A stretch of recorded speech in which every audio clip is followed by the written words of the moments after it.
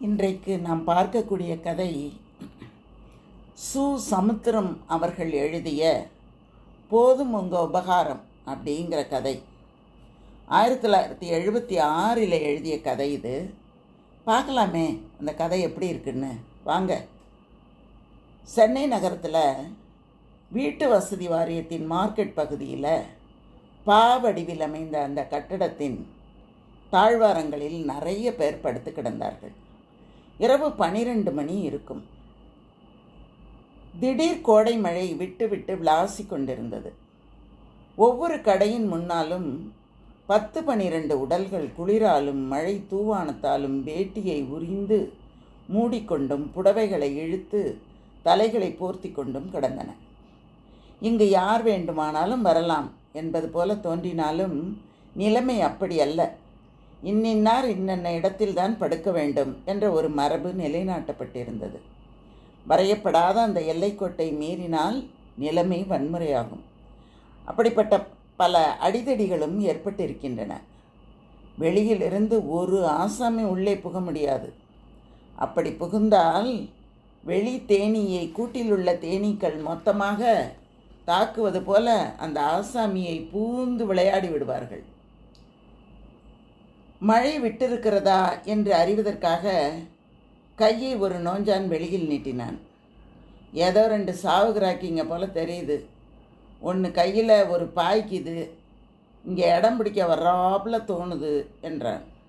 கஸ்மாலங்க, இடம் பிடிக்க தான் வருதுங்க என்றான் டெப்டி வாத்தியார்.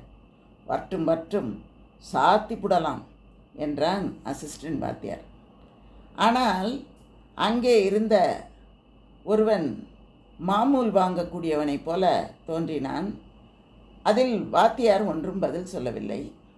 கையில் ஒரு மலிவான சிகரெட் துண்டு நோஞ்சானிடம் நீட்டிவிட்டு அருமையான அந்த மை இருட்டில் வந்து கொண்டிருந்த அந்த உருவங்களையே பார்த்து கொண்டிருந்தான். பிறகு எழுந்து ஃபுல் கை சொக்காவை முழங்கை வரைக்கும் சுருட்டி விட்டு கொண்டான். அந்த உருவங்கள் அருகில் நெருங்கி வரும்போது அவன் சட்டை மடிப்பு மேலே போய்கொண்டே இருந்தது. லுங்கியும் முழங்காலிலிருந்து இடுப்புக்கு வந்து பலவித வர்ணஜால நிக்கரை காட்டியது.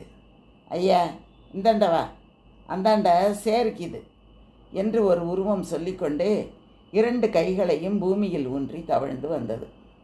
வந்தவர்களில் ஒருத்தி கிழவி. அவள் முதுகு இடுப்பிலிருந்து பூமிக்கு இணையான நேர்கோடு போல இருந்ததால் அவளை கூன் என்றும் சொல்ல முடியவில்லை, சொல்லாமலும் இருக்க முடியவில்லை. வயது ஒரு 60 தாண்டி இருக்கும். கண் தெரியாதவளைப் போல தோன்றியது. இன்னொருத்திக்கு 18 வயது இருக்கும். உருண்டையான அழகான முகம், நாமம் போட்டிருப்பது போல ஒரு முடி நெற்றியிலிருந்து மூக்கு தண்டு வரை நளினமாக படர்ந்திருந்தது. முழங்காலுக்கு கீழே இருந்த அந்த வனப்பிற்கு திருஷ்டி பரிகாரமாக 2 கால்களும் வெள்ளரி பிஞ்சு மாதிரி கூம்பி செயலிழந்து கிடந்தன. 2 முட்டிகளிலும் தவழ்வதற்காக தோல் மாதிரி ஏதோ ஒன்று கட்டப்பட்டிருந்தது. வந்தவர்கள் இருவரும் அவர்கள் அழைப்பிற்கு ஏங்கி நிற்பது போல தாழ்வாரத்தின் அடியில் மண்ணில் நின்றார்கள். தாழ்வார ஆசாமிகள். வாத்தியார் பேசுவார் என நினைத்து அவர் முகத்தை பார்த்தார்கள். அவர் பேசாததால் ஒருவன் தன்னை டெம்பரவரி வாத்தியாராக தானாகவே அங்கீகாரம் செய்து கொண்டு, என்னாமே ஒன்றத்துக்கு வேறு இடம் கிடைக்கல என்று அதட்டினான். அவனை கண்ணால் அடக்கி கொண்டே இப்போது வாத்தியார் பேசினார். ஏய் கேவி, இங்கே எங்களுக்கே இடம் இல்லை, தம்ம துண்டு இடத்துல ததிக்கினத்தம் போடுறோம், நீயே வேறையா இதை என்ன சத்திரம்னு நினச்சிக்கினியா? நீ புடு குயிக்காக புடு. அப்படி சொல்லக்கூடாது நைனா, நாங்கள் திக்கத்தவங்க, நீங்கள் தெய்வம் போல் அண்டிட்டோம், புண்ணியம் உண்டு. அந்த கதையை வானம், பொம்மை நாட்டிகளாக இருக்கேன்னு பார்க்குறேன். இல்லைன்னா இந்நேரம் முதுகு பீஞ்சிருக்கும். மழை விட்டதும் போடணும். நான் சொல்கிறது புரியுதா? நீ சொல்கிறது புரியுது நைனா, ஆனால் எங்கே போகிறதுன்னு தான் புரியல. எங்கே காட்டியும் போ, ஆனால் இந்தாண்ட ஜகா போடலான்னு மாத்திரம் நினச்சிப்படாத. இந்த காலெல்லாம் நொண்டி பொண்ணுக்கு ஒரு இடம் கொடுப்பா, உனக்கு புண்ணியமாக போகும். வாத்தியார் கிழவிக்கு பதில் சொல்லாமல் அந்த பொண்ணை உத்து பார்க்குறான். உடனே டெப்டி அசிஸ்டண்ட் வாத்தியாருங்க அந்த 3 பேருக்கும் சேவை செய்யறதுக்கே பிறவி எடுத்த நோஞ்சான் பையன் எல்லாரும் அந்த பொண்ணை பார்த்தாங்க. அவள் இன்னும் மழையில் நனைஞ்சிக்கிட்டே இருக்கா. முகம் வானத்தை வெறிச்சு பார்த்துக்கிட்டு இருக்கு. ஆயா இடம் பிடிச்சிருவாங்கிற ஒரு தன்னம்பிக்கையா, இல்லை இடம் பெயராத கால்கள் எந்த இடத்துல கடந்தாலும் சரிதான் அப்படிங்கிற விரக்தியா, எதுன்னே சொல்ல முடியல. கேள்வி கெட்டிக்காரி. வாத்தியார் மௌனத்தை சம்மதமாக எடுத்துக்கிட்டு படியேறி கையில் இருந்த ஓலப்பாயை ஒரு ஓரமாக போட்டுட்டு, காத்தாயி வாம என்று குரல் கொடுத்தார். பிறரிடம் அடிபடுவதை தவிர வேறு எதுவுமே அறியாத அந்த நோஞ்சான் கிழவியிடம் சண்டைக்கு போனான். நீ படா கில்லாடி தான் கேள்வி, வாத்தியார் சொல்லிக்கினே கீறாரு, நீ வந்துக்கினே கீற, படா தில்லுக்காரி தான். வாத்தியார் நோஞ்சானின் பிடரியில் ஒன்று கொடுத்தான். பிறகு கிழவியை பார்த்து, எங்கிருந்துமே வர? அதை ஏன் கேட்குற நைனா? நான் பூமியில் பிறந்திருக்கவே கூடாது, போட்டுன்னு பூடணும். இவளோட ஆத்தா எனக்குன்னு பிறந்து தொலைச்சதில் பிடிச்ச சனி இன்னும் விடலை. எவனையும் இஸ்துக்குன்னு போய் அப்புறமா என்கிட்ட வாயும் வயிறுமா வந்தா. நானும் பொறுத்திக்கினேன். ஆனால் கால் விளங்காத இவளை கண் விளங்காத என்கிட்ட பூட்டுட்டு பூட்டா. செத்து பூட்டாளா என்ன? எவனோ ஒரு கஸ்மாலத்தை கணக்கு பண்ணிக்கின்னு ரயிலில் போயிட்டதா பார்த்தாங்களாம். போனவ தான் 15 வருஷமாச்சு. சவப்பா குண்டா அழகாக இருப்பா. இப்போ இன்னும் ஆனாலோ எவங்கிட்ட மாட்டிக்கின்னு முழிக்கிறாளோ மாரியாத்தாவுக்கு தான் வேச்சோம். அப்போ நீ தான் வளர்த்துக்கின்னு வரியா? அத்தை ஏன் கேட்குற? கூலிக்கு போய் மாரடிச்சே என்னால் முடியல. கட்சியில் இவளோட காலை கட்டி பிச்சை எடுத்தேன். இவளுக்கு விவரம் வந்ததும் பொழப்பில் மண்ணை போட்டுட்டா. கைதைக்கு காலை காட்டுறது பிடிக்கலங்காட்டியும் ஒரு நாள் என்கிட்ட, ஆயா என் காலை காட்டினா உனக்கு 1/2 ரூபா தானே கிடைக்குது, ஆனால் என்னை விஷம் கொடுத்து கொன்னுடு. அப்போது என்னோட பணத்தை காட்டுனா 10 ரூபாயாவது தேரும். நீயும் ஒரு தொழில் பண்ணலாம். என் காலு தான் உடம்பு மாதிரி ஆக போகிறதில்ல, உடம்பாவது கால் மாதிரி ஆகட்டும், உனக்கும் பாரம் இல்லைன்னு சொன்னான். நான் ஓன்னு ஐதேன் அப்படி ஐதேன். இதை பார்த்துக்கின்னு நின்ன ஒரு புண்ணியவான் ஒருத்தர் இன்னைக்கு ஆலந்தூரில் அவரோட பங்களாக்குள்ளே ஒரு குடிசை போட்டு தந்தார். இந்த பொண்ணை அங்கே வச்சுக்கின்னு அவங்க வீட்டிலையே பார்த்துக்கின்னு இருந்தேன். அப்புறம் என்ன ஆச்சு? இவகிட்ட கேட்டுக்கு திடீர்னு பெரியவளாயிட்டா. எசமானுக்கு அறியாத வயசில் ஒரு புள்ளக்கீரான். அவன் முறைச்சா இவன் என்ன பண்ணுவான்? காலாக இருக்கு ஓடி ஒளியறதுக்கு. ஒரு நாள் எசமானி என் பிள்ளைய உன் பேத்தி முறைச்சிருப்பா போல இருக்கு, அதனால தான் அவனும் முறைக்கிறான். வயசு பையன் கெட்டு போடுவான், சல்தியாக இடத்த காலு பண்ணு, மறுசொலி பாரு அப்படின்னு சொல்லிட்டா மகராசி. அப்படியும் பொறுத்துக்கின்னு தான் இருந்தேன். ஆனால் இந்த கஸ்மாலம் என்ன கேட்டால் தெரியுமா? என் ஆத்தா தான் கெட்டு போனான், இவளும் கெட்டு போட்டுமேன்னு நீ அசால்ட்டாக இருக்கியான்னா பொறுக்கலை. உடனே கூட்டிக்கிட்டு வந்துட்டேன். பெத்த பிள்ளைகிட்ட சொல்கிற மாதிரி சொல்கிறேன் நைனா. கிழவிக்கு மூச்சு அரைச்சிது. வாத்தியார் சிறிது நேரம் ஒன்றுமே பேசலை. முன் விரல்கள் 2 வச்சுக்கிட்டு நெத்தியில் அப்படியே அடிச்சுக்கிட்டான் 2 அடி. பிறகு என்ன பண்ணா, அவளை என்ன பண்ணுறது அப்படிங்கிற மாதிரி என்ன ஒரு பார்வை பார்த்தான். பார்த்துட்டு தீர்ப்பு வழங்கினான். நானும் மனுஷன்தான் ஐயா, உன் பேஜார கேட்டது ஏதோ ட்ராஜடி கஸ்மாலம் சினிமாவை பார்த்த மாதிரி இருக்குது. அதனால் இன்றைக்கி நைட்டில் மட்டும் தங்கிக்கோ. ஆனால் நாளைக்கு காலங்காத்தால சொல்லாமல் கொல்லாமல் போடணும். ஏன்னா இங்கே சௌகரியப்படாது. டேய் பசங்களா, ஏதாவது கலாட்டா பண்ணினீங்கன்னா அப்புறமா உங்கள் ஆத்தாளுங்களுக்கு புள்ளிங்களாக இருக்க மாட்டீங்க. ஆமான்னு சொல்லிவிட்டேன். வாத்தியார் போய்விட்டான். மத்தியில் கிழிந்து போயிருந்த அந்த ஓலைப்பாயை கிழவி மடிப்பு கலையாமல் விரிப்பதற்கு முயற்சி செய்தாள். உள்ளே வா காத்தாயி என்று பேத்திக்கு ஒரு குரலையும், என்னைனா அந்த பிள்ளை பூட்டுது, இந்தாண்ட தங்கிறதில்ல என்று மூவருக்கும் ஒரு குரலையும் கொடுத்தாள். எங்கள் வாத்தியாரை கேட்குறியா? அவருக்கு என்ன, எத்தனையோ பணக்காரங்க என் கடை முன்னால் படுத்துக்கோன்னு சொல்லி பணம் கொடுக்குறாங்க. வாத்தியார் வைத்தியன்னா சிரிக்கிற குழந்தையும் ஆயும். இந்த ஏரியாவே அவரோடது, போட்டி போட ஆள் இல்லை. காத்தாயி ரொம்ப கஷ்டப்பட்டுக்கிட்டு கைகளை படியில் ஊனிக்கிட்டு மெதுவாக மேலே ஏறி ஒரு குழந்தை தவழற மாதிரி வந்து தவழ்ந்து கிழவி பக்கத்தில் படுத்துக்கிட்டான். காத்தாய்க்கு தூக்கம். இந்த 3 பேரில் ஒருத்தனான இந்த டெப்டி வாத்தியார் ஒரு துண்டை மடித்து எடுத்துகிட்டு வந்து, இதில் தலை வச்சுக்கமே என்று சொல்லி காத்தாயின் தலையை தாங்கி பிடித்து கொண்டு அந்த மடித்த துண்டை வைத்தான். கருணையினால் அவன் அப்படி செய்வது போல தெரிந்தது. காத்தாயும் ஒன்றும் பேசவில்லை. இது இன்னொருவனுக்கு உற்சாகத்தை கொடுத்திருக்க வேண்டும். இந்தாம இத்த போத்திக்கோ என்று சொல்லிக்கொண்டு ஒரு கிழிந்து போன போர்வையை எடுத்து அவன் மேலே போத்தினான். காத்தாயி போர்வையின் ஒரு பகுதியை ஆயாவுக்கு மூடுவதற்காக போராடி கொண்டிருந்த போது தலையணை கொடுத்த ஆசாமி மெதுவாக அவள் பக்கத்தில் வந்து, நல்லா மூடுமே என்று குரல் கொடுத்து கொண்டே அந்த போர்வையை அவள் மேல் சமமாக இழுத்து விடுவது போல் பாசாங்கு செய்தான். அவன் கைகளில் ஒன்று அவள் உடம்பிற்கும் போர்வைக்கும் இடையே உரசியது. காத்தாயி துள்ளி கொண்டு எழுந்து உட்கார்ந்தாள்.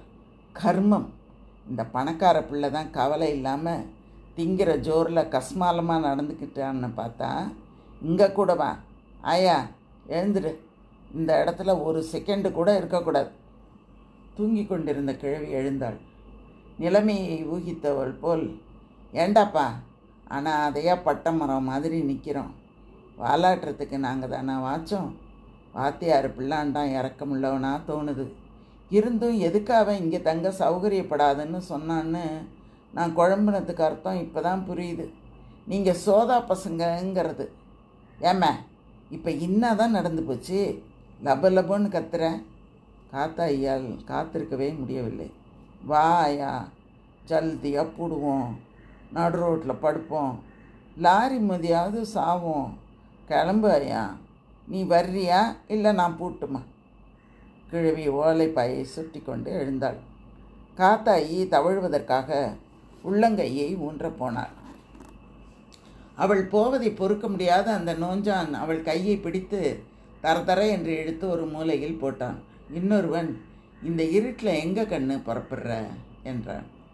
ஆயா கூப்பாடு போட்டு கூட்டத்தை எழுப்ப வேண்டும் என்று நினைத்தாள். ஆனால் தொண்டைக்கு மேல் வார்த்தை வரவில்லை. இந்த சமயத்தில் தூரத்தில் சீட்டி சத்தம் கேட்டது. வாத்தியார் வருவதை புரிந்து கொண்ட சிஷ்யர்கள் சப்த நாடியும் ஒடுங்கியவர்களாய் ஆளுக்கு ஒரு மூலையில் பதுங்கினார்கள். வாத்தியார் வந்தார். பேட்டரி லைட்டை அடித்து பார்த்தார். பிறகு, இன்னாயா நீ பாயம் சுட்டிக்கின்னு நிற்கிற, பாப்பா ஆய்வுது, சாமி சத்தியமாக நடந்ததை நடந்தபடியே சொல்லிடு. இந்த சோமாரிங்க கலாட்டா பண்ணாங்களா? சொல்லாயா. இப்படித்தான் ஆயா சொல்ல போகிறாள் என்று எதிர்பார்த்தவள் போல் வாத்தியார் இடுப்பில் இருந்த பல்ட்டை கழட்டி கொண்டே சிஷ்யர்களை பார்த்தாள். அழுது கொண்டிருந்த காத்தாயி ஏதோ சொல்ல போனாள். அதற்குள் கிழவி முந்தி கொண்டாள்.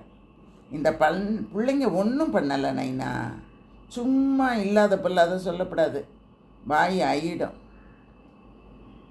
அழிப்பிடும். பங்களா குடிசையில் தூங்கின காத்தாயி இந்த கல் மண் இடத்துல தூங்க முடியாமல் அழுவுறா. அதோ அவளுக்கு ஒரு பிள்ளைக்கு தலைக்கு ஒசரமாக துணி கொடுத்தான். ஒரு பிள்ளை போத்திக்க தான் துப்பிட்டியவே கொடுத்துருக்கு. இது எல்லாருக்கும் பாரமாக இருக்குமோன்னு நினச்சிக்கிட்டு அழிவுது. இந்த பிள்ளைங்க அவளை தேத்திக்கின்னு இருக்காங்க. அவ்வளோதான், நீயே வந்துட்ட. வாத்தியார் தன் சிஷ்யர்களை ஒரு மாதிரி பார்த்தான். பிறகு, இன்னைக்கு எப்படியோ சமாளியாயா, இன்னும் 2 நாளில் எந்த பணக்காரனண்டையாவது போய் உனக்கு பங்களாவில் குடிசை போட்டு தர சொல்கிறேன். வீட்டு வேலையும் பார்த்துக்கலாம். நான் சொன்னால் எவனும் தட்ட மாட்டான். நெஞ்சில் இருக்கிற மஞ்சா சோறை எடுத்துருவேன்னு தெரியும்ல. பால்ஸ் ஸ்டோர்காரன் அவன் கடையண்டை படுக்க சொல்லி கட்டில் போட்டிருக்கான். வேணும்னா நான் இங்கே குந்துட்டுமா அப்படின்னு கேட்டான். வேணாம் நைனா, இந்த பிள்ளைங்க காத்தாயோட கூட பிறந்த பிறப்பு மாதிரி கவனிக்குதுங்க. நீ போய் தூங்கு நைனா. வாத்தியார் சிஷ்யர்களை பார்த்துக்கிட்டே போனான். சிஷ்யர்களின் முகங்கள் கிழவியிடமும் காத்தாயிடமும் மன்னிப்பு கோரும் பாவனையோடு இருந்தன. கிழவி மட்டும், வாத்தியாராண்டா சொன்னால் தெரியும் சேதி, செருப்பு பிஞ்சா கூட தாங்கிக்கலாம், பொழப்பே பிஞ்சிரும், இந்த ஏரியாவுக்குள்ளே தலை காட்ட முடியாது தெரியுமில்ல அப்படின்னு சொன்னான். டெப்டி வாத்தியார், டேய் நோஞ்சான், ஆத்தாவுக்கும் தங்கச்சிக்கும் டீயும் பண்ணும் வாங்கின்னு வாடா என்று சொல்லி நிஜார் பைக்குள் கையை விட்டு காசை எடுத்து கொடுத்தான். தங்கச்சி என்ற வார்த்தையில் சகோதர பாசம் தானாக தேனாகவே ஒலித்தது. காத்தாயி கண்களை துடைத்து கொண்டாள். நோஞ்சான் ஒரு ஈய பாத்திரத்தோடு டீ வாங்க வெளியேறினான் என்று இவர் தன்னுடைய கதையை முடிக்கிறார். இப்படி இன்றைக்கும் கூட வீதியிலே படுத்து தூங்கக்கூடியவர்கள் கதைகளை கேட்கும்போது மனசு ரொம்ப வருத்தமாக இருக்குது. ஒரு முறை நான் ஒரு பேட்டி ஒன்று கேட்டேன். அப்போது இந்த வீடு இல்லாமல் பிழைக்கிறதுக்காக வெளியூர்லேருந்து வர்றவங்க பிளாட்ஃபார்மில் தான் படுத்து தூங்குறதா சொன்னாங்க. அந்த மாதிரி படுத்திருக்கும்போது நிறைய பேரோட தொல்லைகள் இருந்துக்கிட்டே இருக்குமா. அந்த வீதி ஓரங்களில் குடியிருக்கக்கூடிய அந்த பெண்களும், அந்த வயதான பெண்கள் கூட ரொம்ப மனம் வருந்தி பொண்ணாக பிறந்ததே ஒரு பெரிய கஷ்டமோ அப்படிங்கிற நிலைமைக்கு ஆளானதாக சொல்லும்போது மனசு ரொம்ப வலிக்குது. பொண்ணு அப்படின்னு சொன்னால் அவளை ஒரு தங்கச்சியா, ஒரு அக்காவா, ஒரு அம்மாவா பார்க்கணும் அப்படிங்கிற ஒரு பார்வையை சின்ன வயசுலேருந்தே அந்த குழந்தைங்களுக்கு சொல்லி கொடுக்க தவறிடுறோமோ அப்படிங்கிற ஒரு எண்ணம் கூட வருது. இந்த மாதிரி இந்த ஏழை பெண்கள் படக்கூடிய அந்த துயரத்தை சமுத்திரம் எழுத்தாளர் அவர்கள் மிக அழகாக நமக்கு எடுத்து காட்டியிருக்காரு. இன்றைக்கும் இது ஒரு நிதர்சனம்தான். நிறைய இடங்களில் கொஞ்சம் கஷ்டப்படுறவங்களோட நாம் பேசி பார்க்கும்போது அவர்கள் சொல்லக்கூடிய அவலங்களை எல்லாம் பார்த்தா ரொம்ப மனசு கஷ்டமாக இருக்கும். அதனால் எப்பாடுபட்டாவது பெண்கள் படிக்கணும், கொஞ்சம் தன்னை சரி பண்ணிக்கணும், வசதிகளை பெருக்கிக் கொள்ளணும், ஒரு தங்கிறதுக்கு ஒரு இடமாவது ஒன்றை நாம் ஏற்பாடு பண்ணி கொண்டு நல்லா வாழணும். பெண்களுக்கு ஒழுக்கங்கிறது ரொம்ப ரொம்ப முக்கியமான ஒன்று என்பது கூட இந்த கதையில் அவர் சொல்கிறாரு. ஏன்னா ஒருத்தி பெற்று போட்டுட்டு அவள் பாட்டுக்கு அவள் போயிடுறா. ஆனால் அந்த குழந்தைய வளர்க்குறதுக்கு அந்த பாட்டிங்க படுற பாடு அப்படிங்கிறது மிகப்பெரிய ஒரு துயரமாக தான் இருக்குது. எத்தனையோ பாட்டிகள் தன்னுடைய பேரக்குழந்தைகளை வளர்த்து கொண்டு இருப்பது நம்முடைய சமுதாயத்தில் இருக்க தான் இருக்குது. அதனால் ஒழுக்கம் என்பதும் ரொம்ப ரொம்ப ஒரு முக்கியமாக இருக்கிறது. ஒரு ஒழுக்கமில்லாத ஒரு தாயினிடத்தில் பிறந்த அந்த பெண் தான் ஒழுக்கத்தோடு வாழ வேண்டும் என்பதற்காக எவ்வளவோ கஷ்டப்படுறா அப்படிங்கிறதையும் இந்த கதையில் நம்ம பார்க்குறோம். நல்ல கதை, சிறப்பான கதை. உங்கள் எல்லாரோடையும் பகிர்ந்து கொள்ளணும் அப்படின்னு எனக்கு ஒரு ஆசை. அதனால் இதை உங்களோட பகிர்ந்து கொண்டேன். உங்களுக்கான கதைகள் ஏராளமாக இருக்கின்றன. நாம் தொடர்ந்து நிறைய கதைகள் கேட்போம் வாங்க. நன்றி, வணக்கம், வாழ்க வளமுடன்.